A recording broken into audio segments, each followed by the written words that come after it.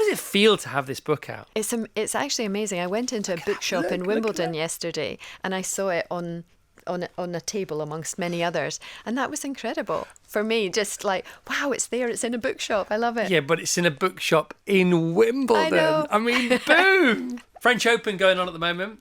Of course you've been watching. I presume you've been watching. I don't know. I haven't. No, not really. Andy skipped it to concentrate on the grass. Yeah. And Jamie was playing, and he had to pull out a few days ago. He ate a dodgy octopus, got food poisoning, and was really very, very poorly. So I haven't really paid a lot of attention to it. Well, I've been watching this. I just like watching it. It's just a very colourful, because of the clay, it jumps off the screen, you know what I mean?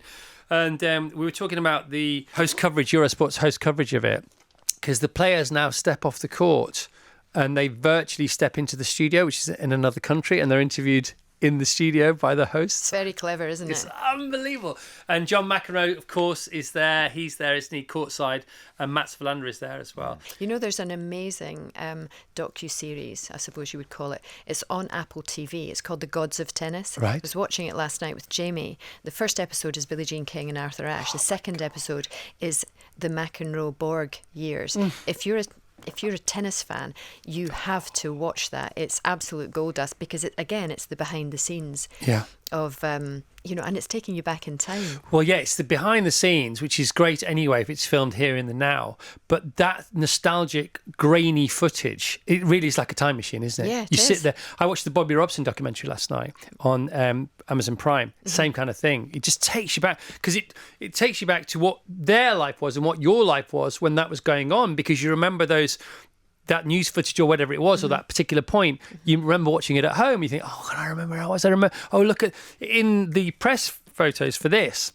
You're in a lovely white trouser suit, but you've got a wooden racket going on. And just when I see a wooden tennis racket, or a wood in golf, because now they're metal woods. What the heck, we just said that was all right, didn't we, one day?